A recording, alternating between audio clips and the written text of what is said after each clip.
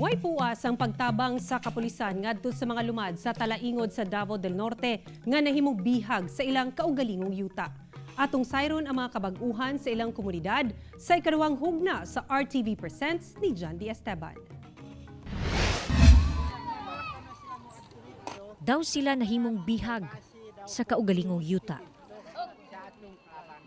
Bihag sa mga propaganda, pasalig ug sayop nga tinuuhan. Silang tanan at manumbo. Malinawong nagpuyo dinhi sa sitio Mundol, kapalong Davao del Norte. Gikan sila sa sitio Tapayanon sa parehong probinsya. Ang mga sundalo ang nakadiskubre sa maong komunidad ni atong 2019 atol sa ilang operasyon Batok and Sarencia. Apan kinsa ba ang magdahom nga sila nakakulong sa usa ka lugar sa kamot sa mga rebelde? Kinsa gihikawan ug kagawasan. Ginagamit usab daw sila sa mga propaganda sa walhong pundok. Katong himuon namo maghius sami. Kay wa gid pulos kung sila amang paduol diri sa amoa. Ang gitabang nila sa amo gamay ra ang sala namo patay. Kana da ang ilahang gitabang. Busa gipaningkamutan daw sa LGU ug militar nga sila matabangan.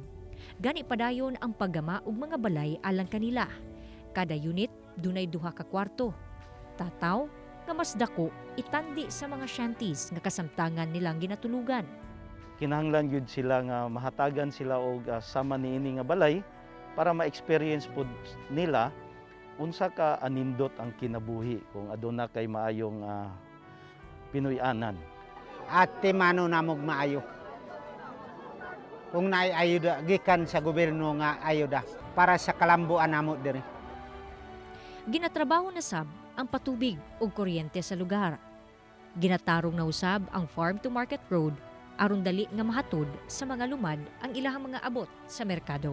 With AO70 ni Presidente karon, ang nakadindot halos tanan national agencies nausa na karon para muhatag og serbisyo diri sa among mga kaigsuonan sa Tapayanon. Lakip sa kultura natong mga Pilipino ang bayanihan o ang pagtinabangay alang sa kaayuhan sa komunidad. Kini ang kultura nga angay magpabiling buhi alang sa kalinaw ug kalambuan sa atong komunidad. Kauban si Mel Colmenares sa kamera. Ako si John D. Esteban para sa One Mindanao.